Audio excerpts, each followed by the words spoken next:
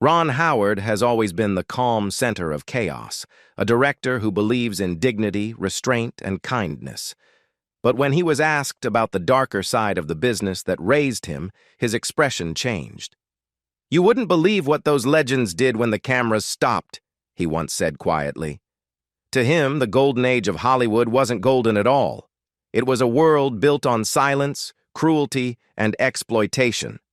A world where fame excused everything. The same actors who shaped America's dreams also destroyed countless lives behind closed doors. And now, decades later, Ron Howard is willing to say their names. Errol Flynn, the devil behind the smile. Before there was James Bond or Jack Sparrow, there was Errol Flynn, the swashbuckling hero who embodied charm, danger, and reckless desire. On screen, he was the perfect adventurer. Off screen, he was something closer to a predator.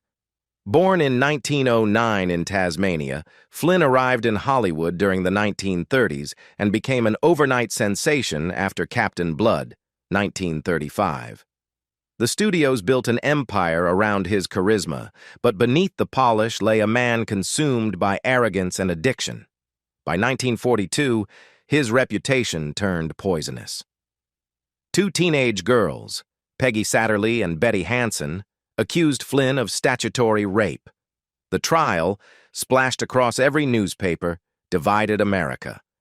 Flynn laughed through testimony, mocking the charges as if his own stardom made him untouchable. Warner Brothers hired elite lawyers, fans camped outside the courthouse, and studio executives secretly paid witnesses to vanish. He was acquitted, yet his behavior only worsened. In private letters later revealed in 1978, Flynn bragged about his conquests and mocked the women who feared him. Ron Howard once described reading about that trial as a turning point, when I realized Hollywood could protect monsters if they smiled for the camera. To the public, Flynn remained a rogue. To insiders, he was a cautionary tale. Alcohol, cocaine, and financial ruin consumed him. By 1959, at just 50, his body collapsed in Vancouver after years of abuse. His autopsy listed heart failure, cirrhosis, and stomach ulcers. But for Howard, the true cause was simpler. He died the same way he lived, taking everything and giving nothing. Flynn's story became the blueprint for Hollywood's moral decay, a reminder that charm can hide cruelty and that fame, in the end, forgives no one.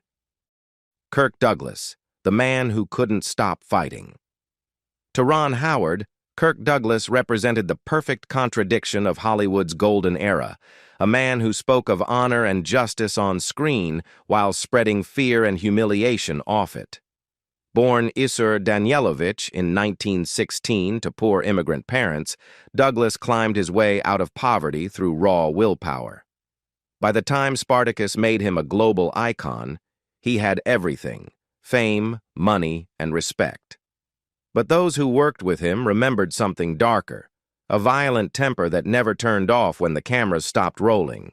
Crew members described Douglas as impossible to please, prone to sudden explosions of anger that left people in tears.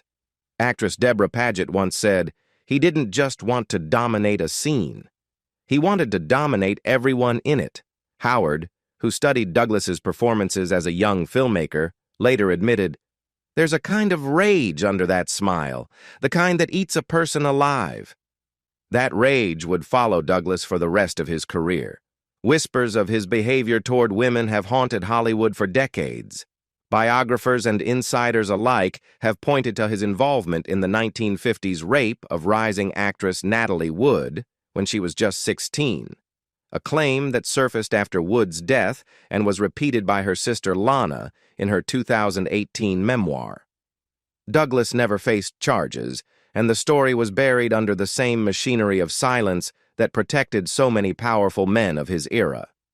Even after his death in 2020 at the age of 103, the controversy resurfaced, not as gossip, but as a reckoning.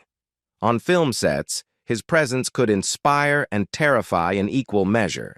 Stanley Kubrick, who directed him twice, called him the most driven man I've ever met and the hardest to control. Ron Howard once reflected that the lesson from Douglas's career wasn't about talent or fame, but about power. He believed the rules didn't apply to him, and Hollywood agreed. When Douglas accepted an honorary Oscar in 1996, many saw an old man seeking peace. But for Howard, it was something else, the final act of a performer who had spent his life outrunning his own demons. Beneath the applause lay a truth Hollywood never wanted to face, that some of its greatest legends built their legacy not on brilliance, but on fear. Faye Dunaway, the Queen of Cruelty. If Errol Flynn embodied corruption and Kirk Douglas symbolized unchecked rage, then Faye Dunaway represented something colder, cruelty wrapped in beauty. To Ron Howard, she was proof that evil in Hollywood didn't always come with violence. Sometimes it came through control, humiliation, and ego so vast it crushed everyone around it. Born in 1941 in Bascom, Florida, Dunaway's rise was meteoric. From Bonnie and Clyde, 1967, to Chinatown, 1974, she seemed untouchable, a goddess of cinema, icy and magnetic. But behind that brilliance, stories of her cruelty were whispered across the industry.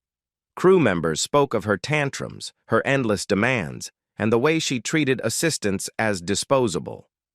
Her Mommy Dearest co-star Rutanya Alda once said, "You could feel the fear on set." Everyone was waiting for her to explode. That film, meant to be a dark portrait of abuse, became a mirror of Dunaway herself. Ironically, while playing Joan Crawford, a woman infamous for cruelty, Dunaway reportedly mimicked the same behavior. Director Frank Perry later confessed that he considered quitting because of her violent outbursts.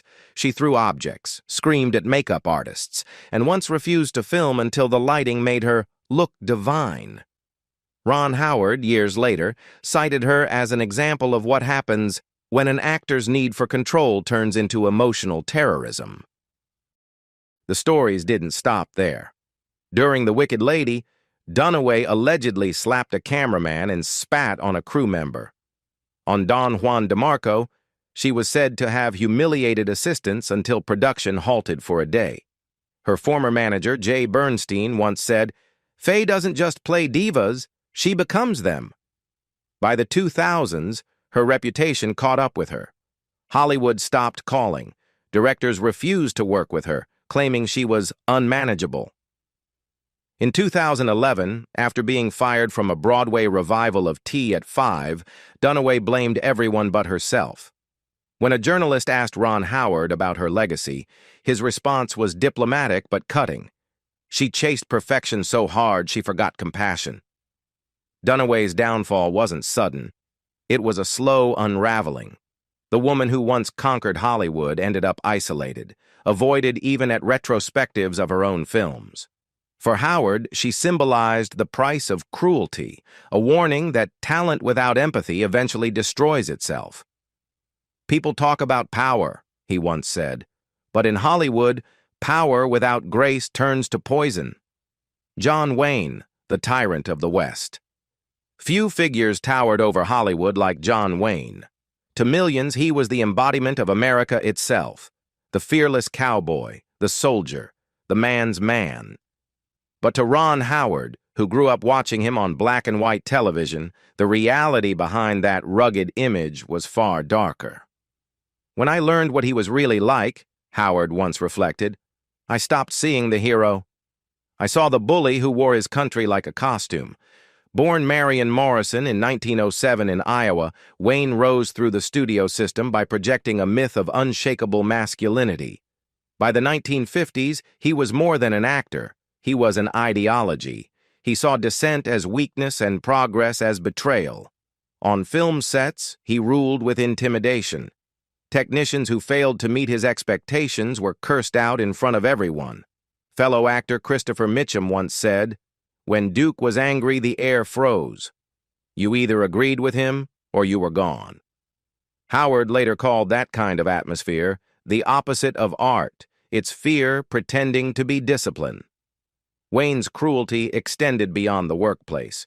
He was known for belittling women publicly, mocking indigenous actors on Western sets, and dismissing black performers who challenged stereotypes.